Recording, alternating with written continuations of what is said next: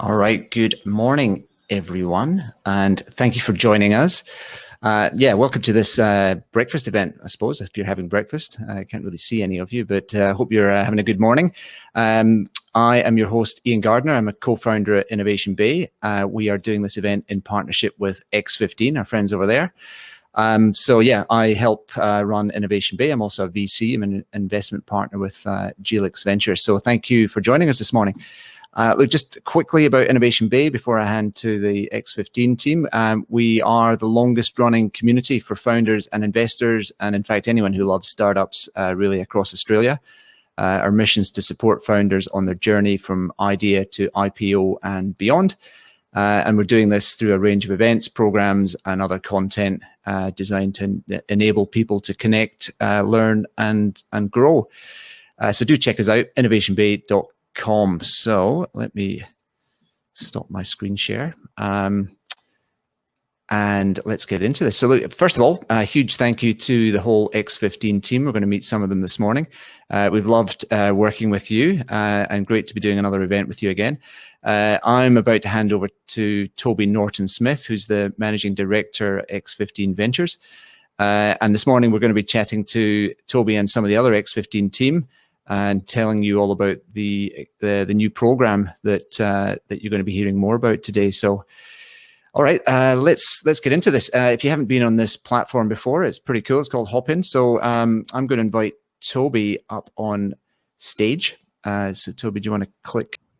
Thanks very much, Ian, and thanks for giving X15 a little bit of time this morning. Look, I won't take too long. There's a couple of things that I wanted to do. I thought, firstly, for those that aren't familiar with X15, I'd just spend a couple of minutes unpacking sort of what our mission is and how we're progressing against that. We're a very new outfit. We've been around since February. In fact, we launched at about the same time that COVID started getting really, really serious in Australia. So, that's an interesting story in itself, how we launched a business in those circumstances, but for another day.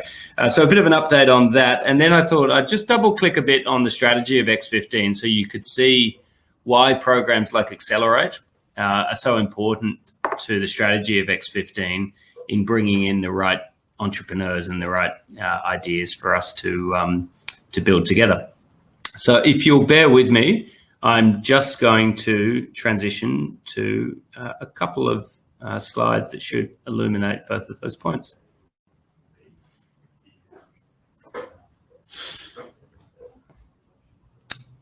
Okay, X15 Ventures. X15, we like to call ourselves a venture builder vehicle. It's not a perfect name to describe what we do, but it certainly helps describe what we don't do. By saying we're a venture builder, I want to be really clear to those that are new to X15, we're not a corporate venture capital vehicle. We won't ever make standalone minority investments in a venture where we don't have a strategic role or an opportunity to help that venture. And we're also not, despite Xccelerate being a program for startups, overall X15 is more than an accelerator program. You know, what we think of ourselves as is a vehicle that can provide both the funding and the practical support for every stage of a venture's growth. But to bring that to life, I might talk a little bit to the mission of X15 and just sort of unpack that in sort of more human language to bring it to life for everyone. So, first and foremost, we are about building a next generation of solutions in and around the banking experience. That's where we feel we can add value, and where we want to focus. And when I, use the word building, that can, of course, include scaling an existing venture by bringing it into X15 and partnering with us. The second part of our mission references those 15 million customers. Now, to be clear, any venture in X15 will aspire to serve all Australians, and if the model is suitable, to serve a global audience as well. We reference the 15 million customers because that is the total customer base that CommBank has in both a consumer and a business space. And we think that's one of the really unique value propositions of X15 Ventures and what it can offer to you, a founder who may want to build a venture through us. And then lastly, in our mission is this sort of lens of doing things a bit differently, certainly very differently to how banks traditionally have prosecuted things. And that involves bringing a really external lens into everything that we do. By an external lens, I mean external talent, I mean external challenge and governance where appropriate, as well as external companies and capabilities that we recognize we don't have. And you'll see some of our partners illuminated in this presentation. So that's a little bit about X15. If you boil that down, there are two big things we really want to achieve. The first is to build a valuable portfolio of ventures. And I already touched on that. We will absolutely target Australia first, because that's where we feel we've got a strong right to play.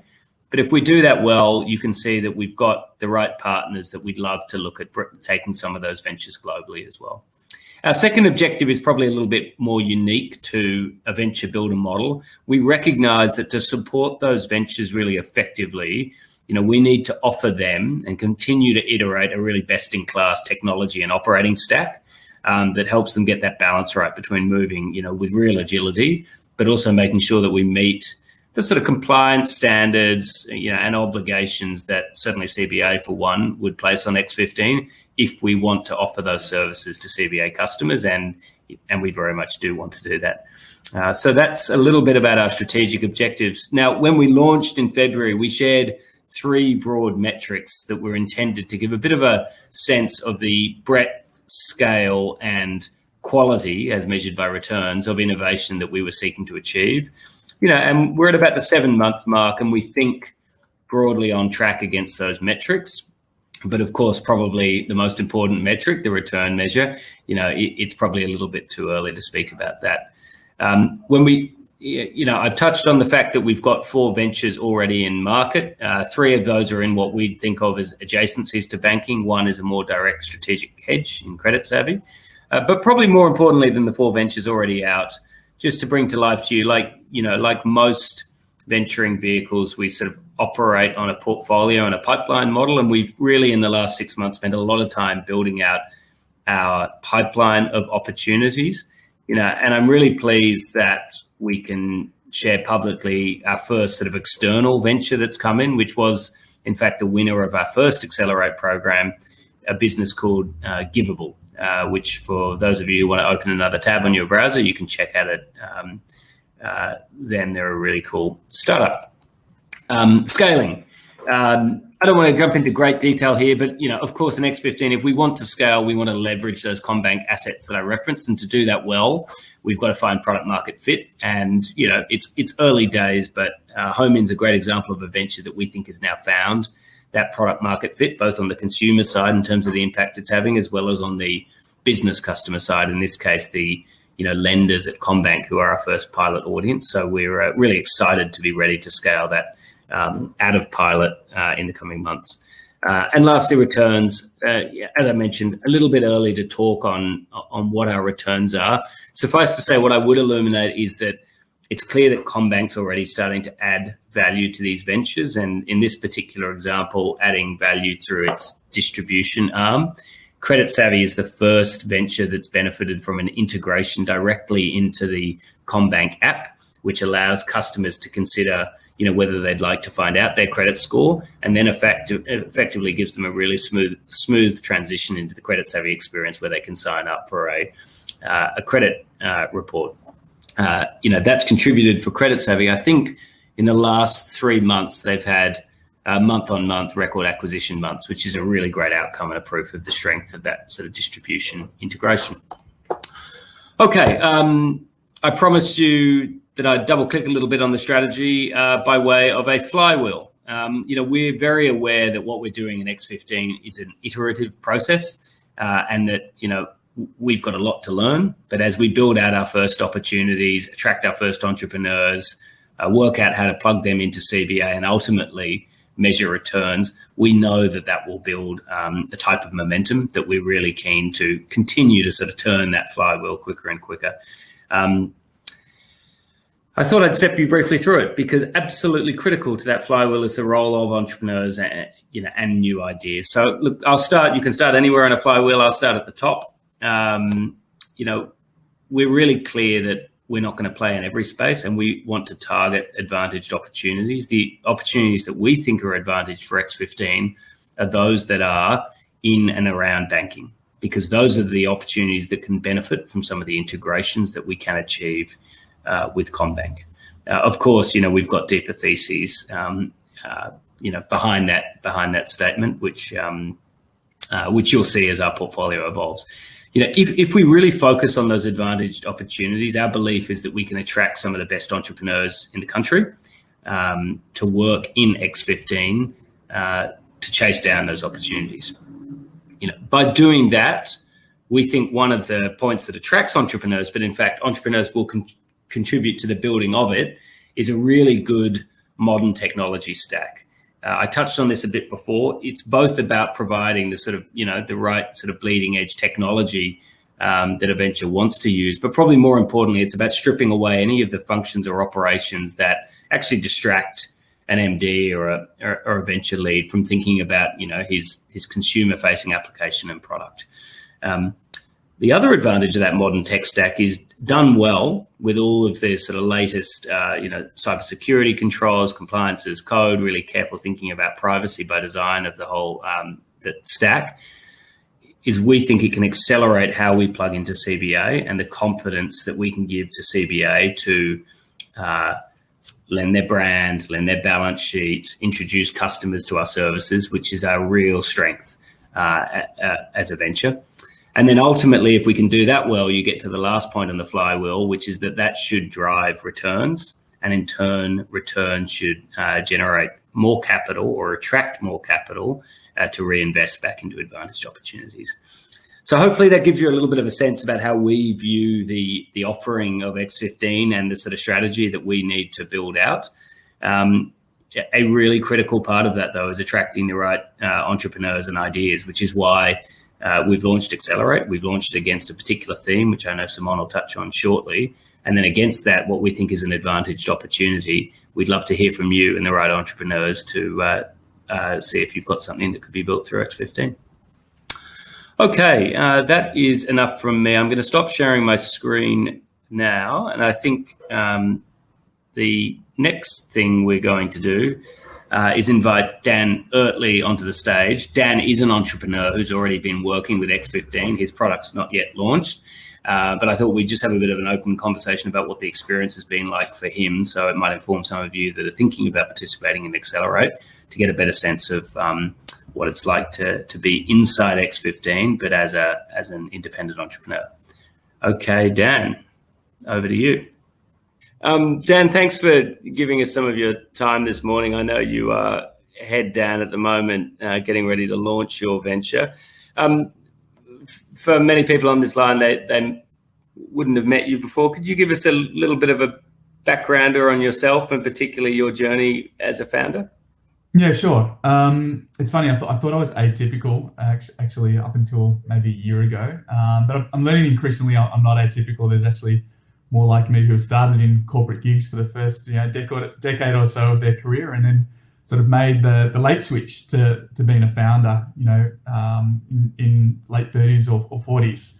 Often people think it's just a young person's game. Actually, I think it's probably balanced. There's a balance of really really smart, ambitious young people saying, I'm going to skip the job market altogether and go straight into, building my own venture. And there's others who often, build the experience a more traditional way, and then usually just by being in the business spot an opportunity, and there's a small percentage of people who will act on that opportunity and create something anew off the back of that.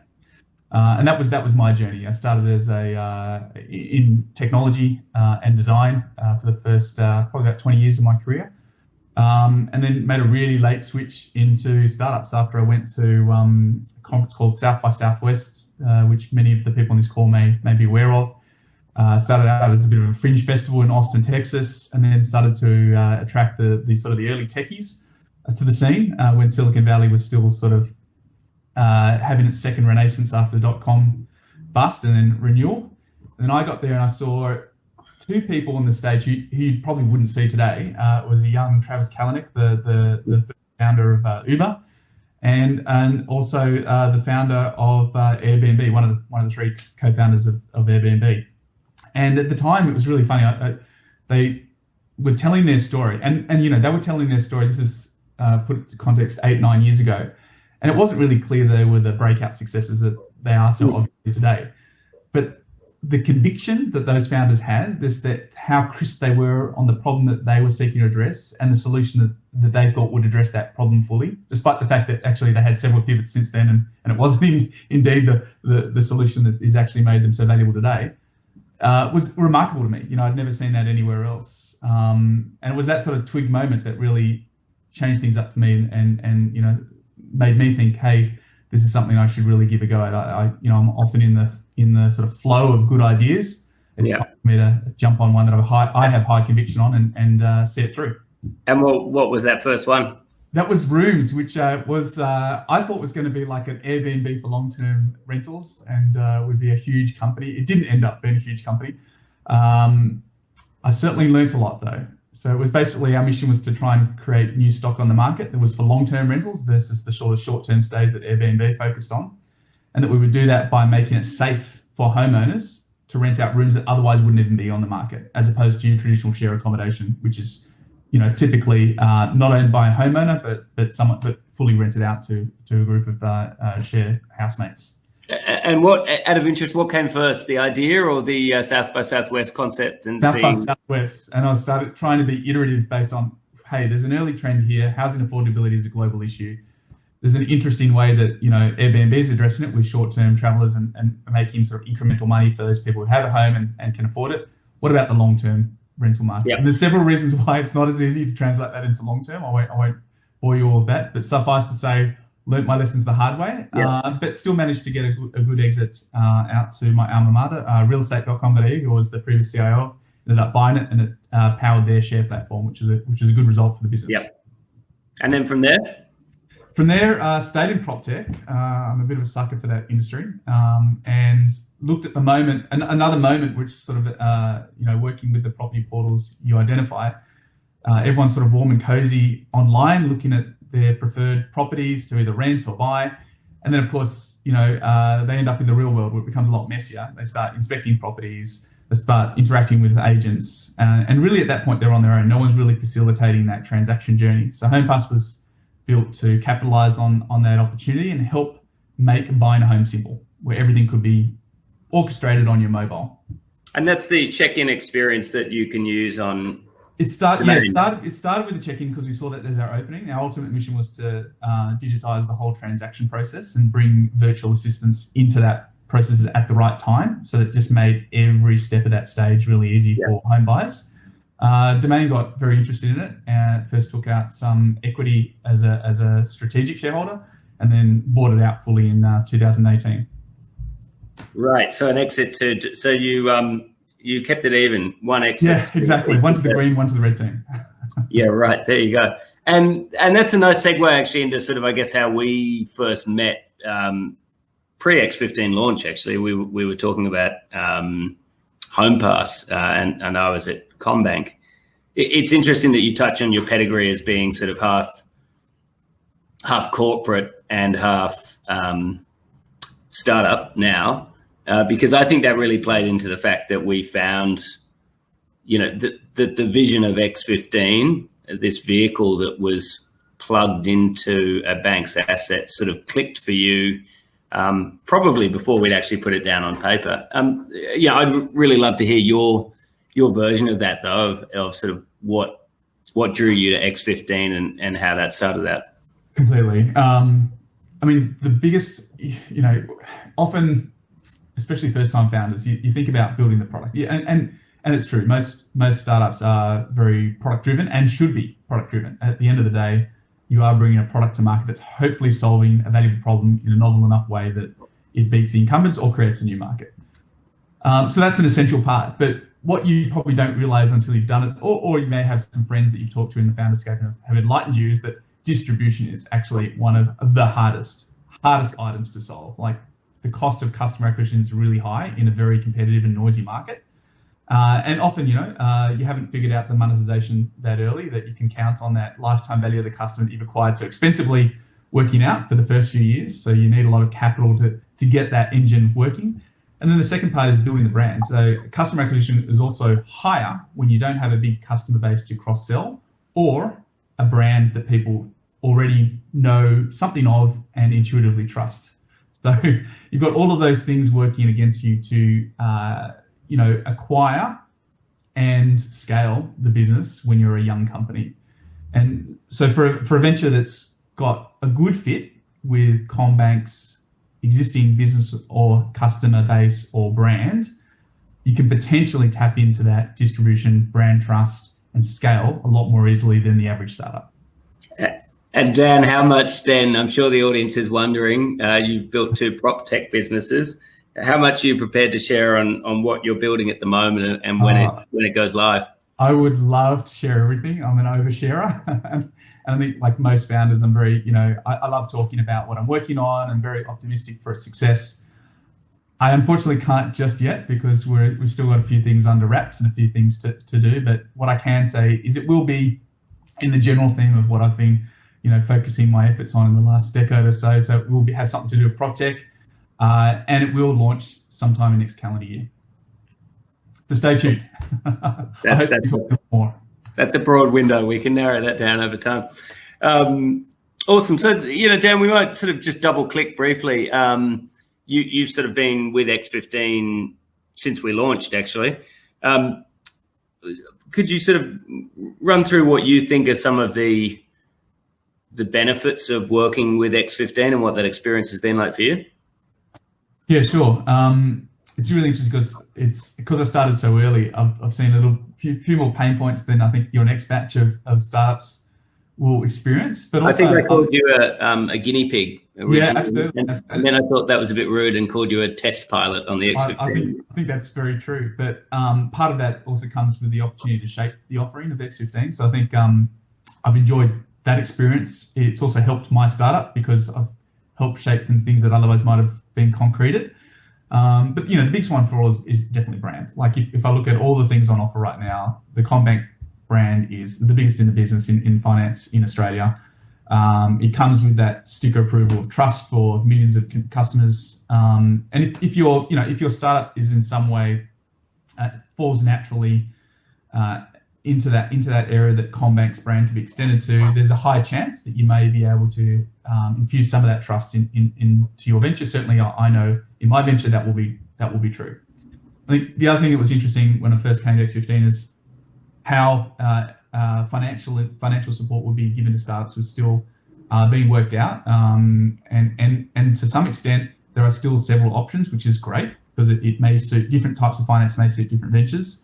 Obviously, here in Xccelerate, you've got an outright grant, if you will, that's possible to win. But also beyond that, there's a mix of both equity and debt financing, depending on what's valuable to your venture. And certainly for some ventures, it might be a mixture of both. So yeah, mix of financing beyond what the typical VC would offer is definitely an extension of what you find normally in the marketplace. And the last thing, distribution that's another huge aspect. There's 15 million customers that CommBank already touches. Some of that distribution, if you're the right product, can be affected in your own venture. And Dan, I think it's important to prove that you're still the fiery, independent, single venture-focused entrepreneur. Lay it on me. What have been the tough parts of working with us? And then maybe just flow that through to sort of what would you suggest to some of the entrepreneurs that are thinking of participating in Xccelerate? What might be the sort of pattern recognition for, hey, I've got an idea that could actually work in X15 versus maybe not? Yeah, no, there's probably two good questions in that one. So I'll tackle the first one, which was, some of the gnarly bits as well as the good bits. I think the same topics, which is basically, if you're in finance, that comes with gnarly bits. You're in a regulatory environment. There's a lot that you need to do over and above what you would normally do to keep your customers' data safe, to make sure that your practices are properly risk managed. Like all of these topics should be, and especially in a more increasingly privacy conscious world, are probably implicit to every startup, but especially so in a regulated industry like finance. So for me, sort of combining with that into the prop tech sphere, I had to take that on anyway. So it would have been gnarly regardless. working with X15 has made some of that easier. Some of the processes to access that expertise had to be developed on the fly. I think certainly for the next cohort, some of those practices are now well established. So what I found potentially, sometimes at times a little bit trying to get access to the right people or to get things, reviewed for as part of our safety framework. Today, I would say, is actually a very slick process. So it's probably not even a fair criticism.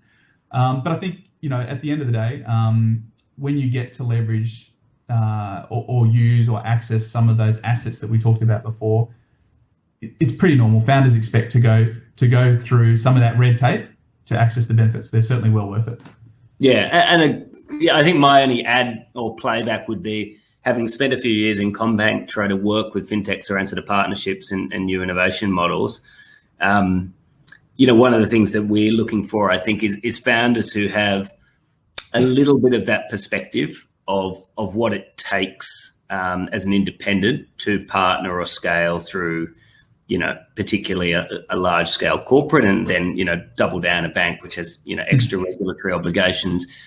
I think if you bring that perspective, I would argue that what X15 is doing is pretty innovative in terms of how we've taken the policy set of CommBank and said, look, we will meet all of those underlying policies, but we're going to do it we've got the benefit of doing it in the greenfields and fairly slick way. I think my observation is, it worked easily with you because you'd been in corporate, you'd done a couple of ventures, you'd exited, you sort of knew what it took. Which made it easier to then when we've had our challenging moments around some of those issues you've called out, at least that perspective was there.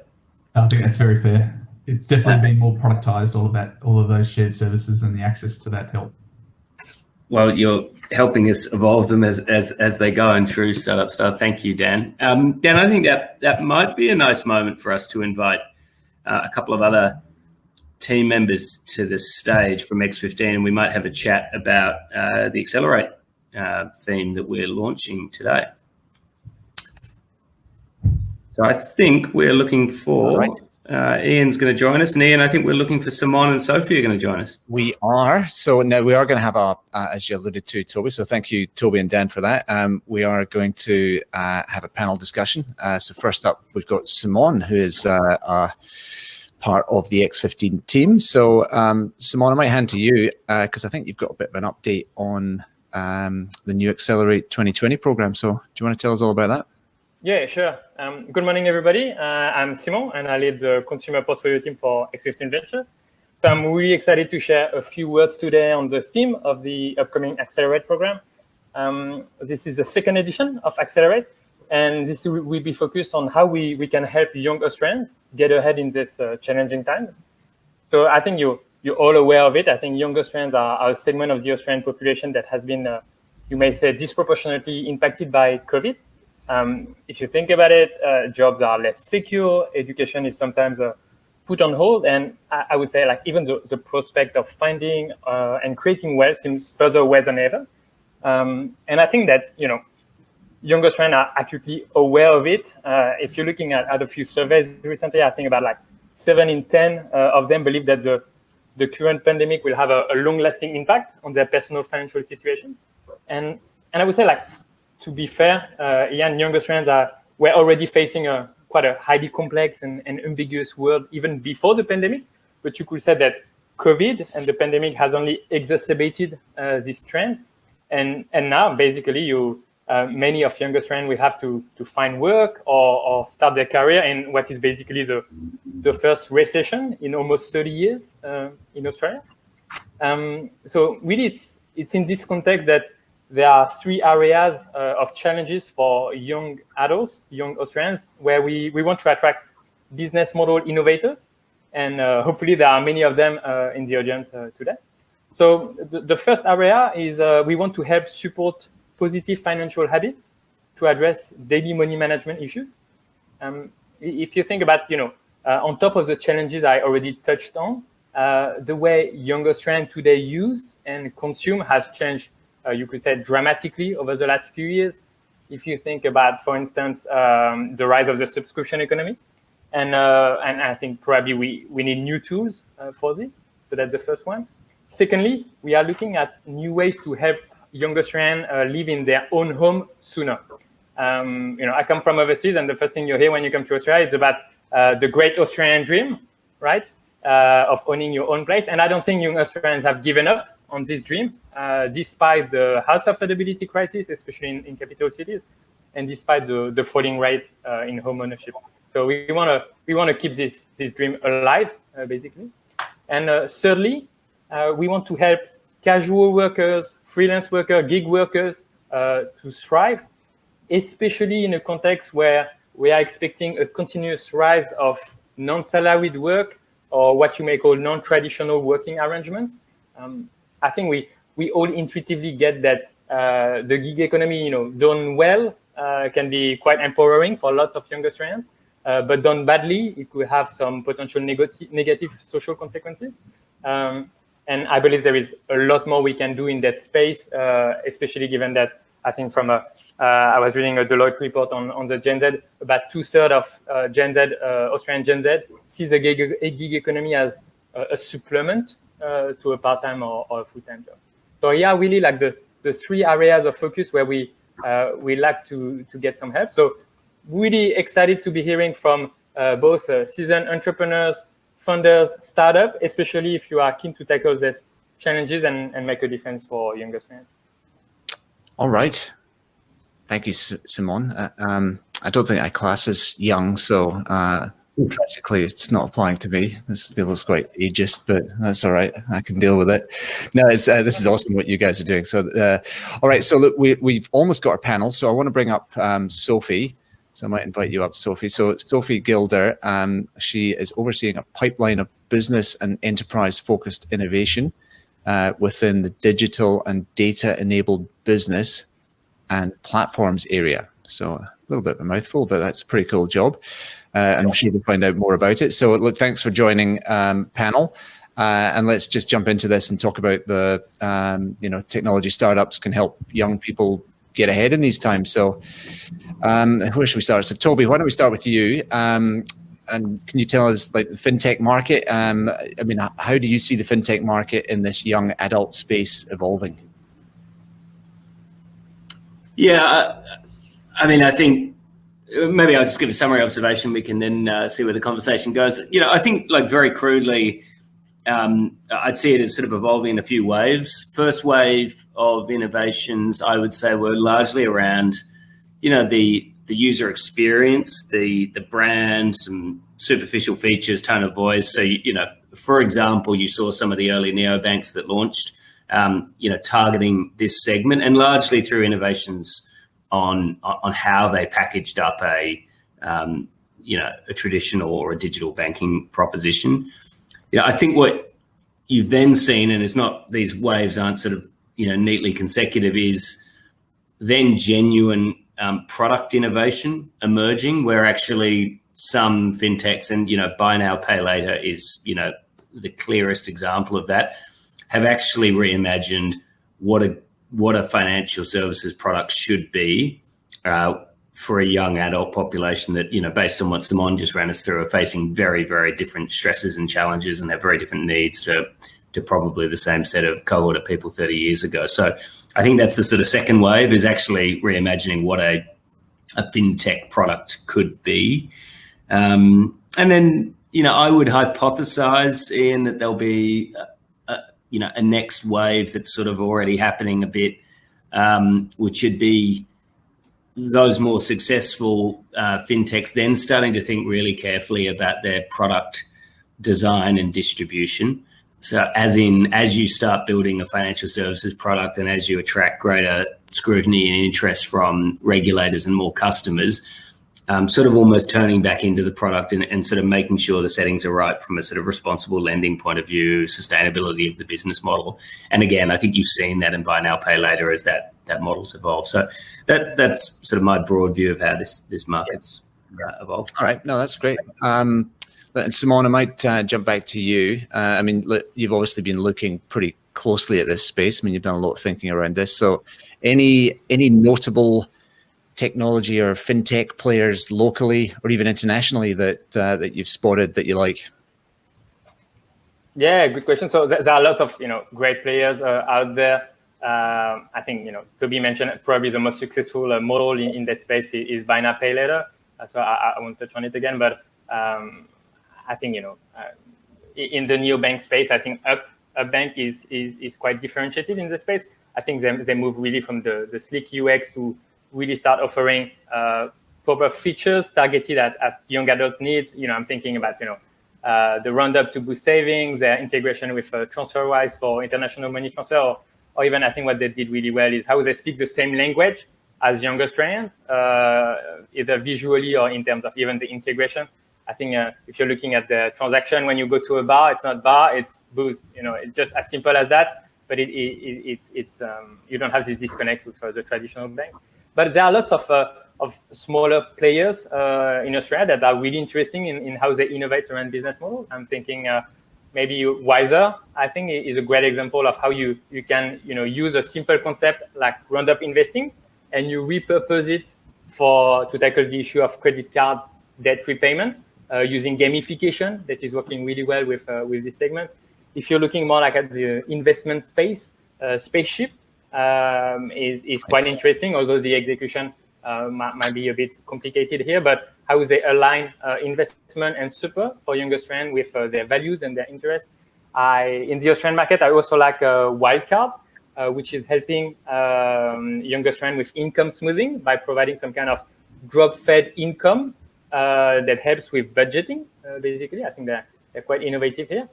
If you're looking outside of Australia, some players that I really like in the US, and that is not necessarily in fintech, is Steady, which is a platform that connects gig workers to available jobs and enable users to steady their income. I think it's pretty good and quite topical. Another one that I like, maybe, and that's the last one, maybe in the UK, is a Credit Ladder, which ensure that regular payment of young UK citizens are being captured to improve their credit score and ultimately put them in a better position to get a home loan ultimately. So a lot of players out there, but I'm sure we can come up with a lot more business model innovation. Yeah, look, there's a lot of innovation out there. And I do really want to get on to why startups should be excited and jumping into this program. But before we do that, Dan, I might jump back to you. So, your first prop tech business, Rooms, that was explicitly focused on this younger audience. So any learnings from that you want to share? There are a lot of learnings. I wish I could have a do-over almost on my first start. I think that, look, it's very hard to generalize an audience. First of all, a good product is a good product, no matter what the audience or the demographic. But what I will say is that younger people are probably more discerning than any other demographic. They're digitally native. And so what we would sometimes say is, low tolerance for things actually just means, their expectations are higher on what things should look like. So product value has to be super sharp, right? If they're not going to wander around on a vague brand promise and trust the brand implicitly and hope the product lives up to it's like, what this product does, is it valuable? Otherwise, don't waste my time. And the same things that go along with that. So the way that product is delivered, the design should be world-class. It can't be sloppy.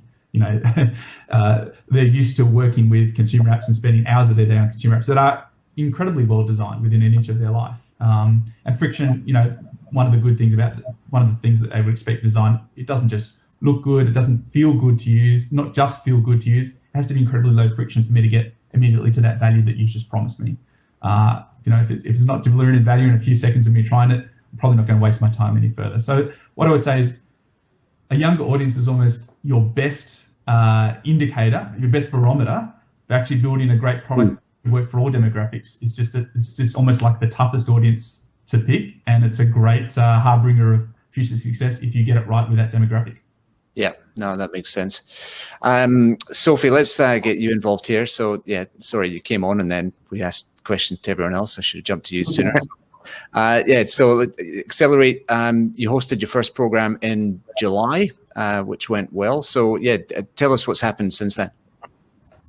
Yeah, so we're really happy with the response to the very first Xccelerate program. We got some really interesting propositions through the door, and we're now working with the winner giveable that Toby mentioned before. So what we've done is we've plotted out an extensive program of exactly how we're going to help them to achieve their goals. So there's a lot of different parts to that. One of them is obviously CBA can be one of their biggest customers as a sustainable procurer. We care about our supply chains. In addition to that, we've got a vast network of institutional clients who want to work with them. So we're introducing them on a selective basis to some of our most engaged customers that we think will be great future customers for them. And it's also a two-way marketplace. So we're looking at how we can spread the word amongst our approximately 800,000 small businesses so that we can let them know about this platform that can be available for them. In addition to that, we're bringing a variety of different experts from inside the bank to advise on various aspects, which could include anything from cybersecurity, for example, to data science. So basically trying to bring the full strengths of the bank to let them succeed. And the founders are they're just wonderful to work with. They're really passionate, they're really knowledgeable, they're really positive, and it's been a great experience. But it's actually not just the winner that we've been working with. In addition to that, we were introduced to a variety of other interesting founders through the program. And so there's a variety of different discussions ongoing with them as well. So it's been a great gateway for us to finding some interesting talent out in the market and working out who could be an interesting fit with X15. And I'll just maybe stick with you. So if we've got over 100 people listening in here, so how should any of them apply? Sure. So you can apply online through the Innovation Bay platform. And what you'll have to do is you'll have to fill in some basic details for the first application. And then there's a number of steps that we go through. So we go through those applications and we shortlist a number of applicants. Those applicants then have the opportunity to pitch. They pitch to be part of what we call a community day. So this is a day where you get access to a whole lot of mentors from within the bank. And it's really a day to improve and refine your proposition based on the perspectives that a variety of different mentors from CBA can provide. So whether you win or not, we would be hoping that we are adding value to your proposition. And then for the 4 finals that are chosen, there is a pre-recorded pitch, which is played to our innovation committee, who then decide on the actual winner, who will win the $150,000, which will be put towards the milestones that particular winner outlines that they want to spend that money on. So there's a bit of flexibility as to how that can be used. And then last question for you at this point. I mean, is there a difference here between applying for this program and Xccelerate than a sort of normal accelerator program? I think it's, is it different to the normal channel to approach X15? Yeah. Was that the question? Correct. Yeah, it is a little different in that it is, for a start, it's collected around a particular theme that we're very interested in exploring. So we are, sharing with the market through that theme that this is a real focus for the bank, and if you've got a good idea in this, we really want to focus on this area. So that's the first difference, because if you're a startup that doesn't fit these themes, you can apply through the normal channels. But if you know we're interested in this space, then that's an exciting thing if you've got a solution for this space. It's probably a more accelerated program than the normal approach through X15, because we are it's a concentrated effort to head towards the pitch event. So we think it's been successful so far. Obviously, this is only our second. We took on board feedback from the first, but the feedback from the first was that the startups who were involved largely found it to be very valuable. Yeah. And Simone, I might jump back to you. So, 150 grand prize money it's very cool. Like everyone's excited about that, I'm sure. So, like, what are you as X15 doing in return? Is there an equity component? So, I mean, how are you thinking about that? Good question. I think for the short answer is that for the you got me? Yeah. Right. So the short answer is that for seed funding, so for the 100K prize money, X15 Ventures does not take equity, right? That's the short answer.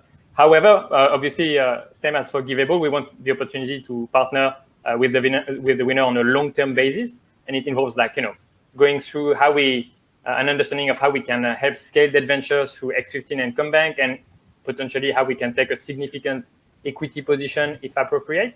So specifically, what does that mean? It means that we do ask for a right to participate in future funding round, and we will provide the venture with an opportunity to pitch for build funding, so more significant fundings than 150K at our Innovation Investment Committee. Right. All right. No, that's a very, very cool model. I mean, Toby, I mean, you kind of architected this program in many ways. So, I mean, how it's been a weird year, I think, for everyone. COVID came along out the blue and kind of changed everything. So, how's your funding appetite changed since COVID?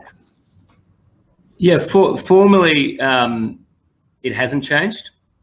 The bank is very committed to this. CBA as our sort of cornerstone backer. Informally, I would actually, cautiously say that the appetite's grown.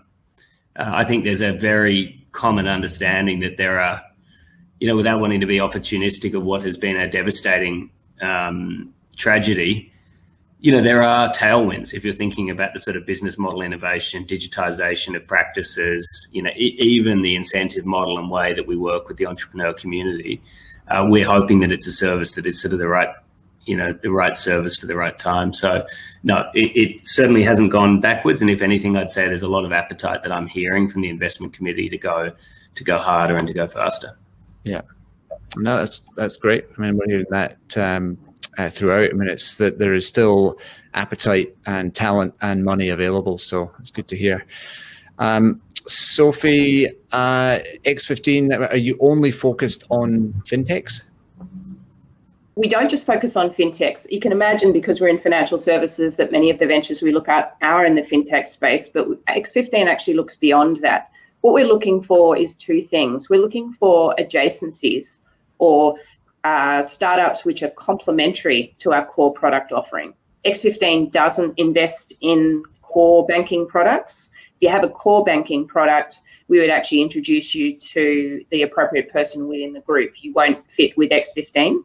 So I guess startups who have interesting ideas that provide wraparound services or complementary services to our existing product set are more what we're looking for. And in addition to that, the second pillar is strategic hedges, interesting business models, for example, that we're seeing emerging where we think it would be very good for the CBA group to have a stake in that. So definitely not all fintechs, but they do need to have a close nexus to the CBA customer.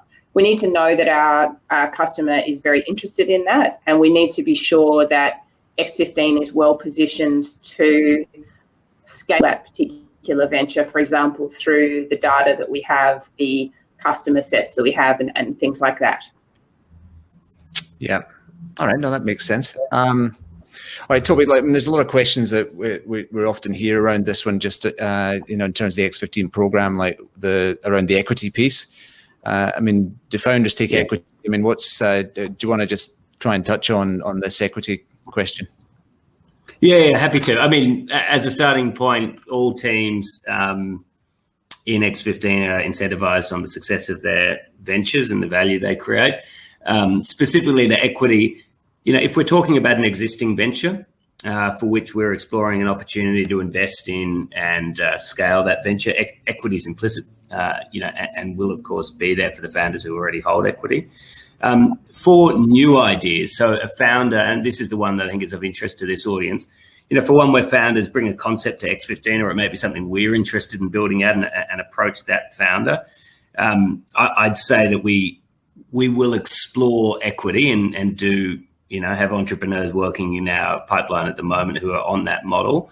But I'm a little bit hesitant about saying, absolutely yes in every situation. I think one of the things we're still in test and learn mode after 6 months of operations. One of the things I'm cautious about is scenarios in which equity may not actually be that equitable, in the sense that if the nature of the venture, and Sophie touched on some examples, is really heavily integrated or leans on CommBank for some of its advantages. What I'm concerned about is protecting a founder and entrepreneur where some of the levers of value creation aren't completely in their hands. So, that's a very case-by-case basis situation. But anyway, long story short, existing venture, yes.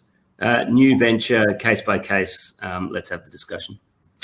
All right, look, we're almost done. There's maybe just one more question, and I might throw this one to you, Toby, but X15, are you interested in, if someone here is listening in from overseas, are you interested in overseas businesses or just Australian?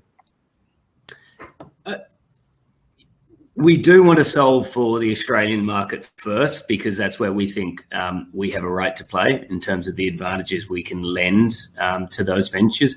However, if anyone's got a model which is inherently can serve a global audience, we would absolutely love to partner with that business and then take it globally. And you would have seen we've got a couple of venture capital partners who are very keen to support us on that journey. So my answer would be, we think our right to play starts in Australia, given the CommBank assets that we can leverage, but we absolutely would have an ambition, if it's the right model, to take it overseas. All right, so the punchline here is that people tuning in should apply.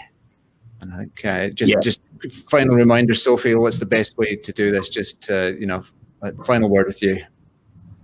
Sure. So please fill out the application. You'll find it online. Go to Innovation Bay and you'll find further details there as to what we're looking for.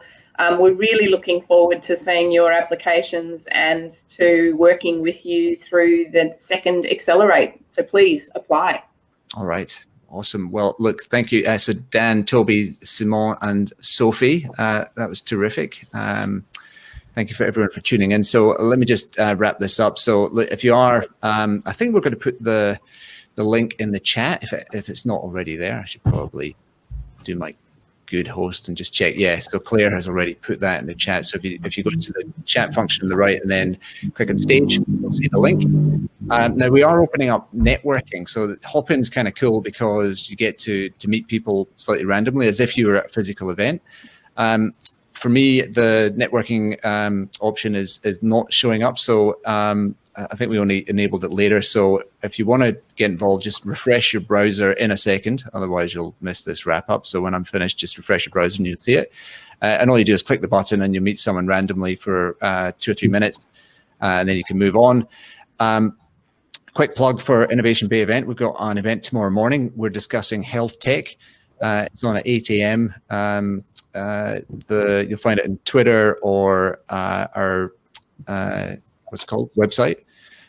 So if you want to experience this, then or hear about health, then do that. Thanks everyone for joining, and look forward to seeing your applications to Xccelerate 2020. So yeah, thanks team, and we'll see you in the networking. Thanks, Ian. See you guys. Thanks, guys.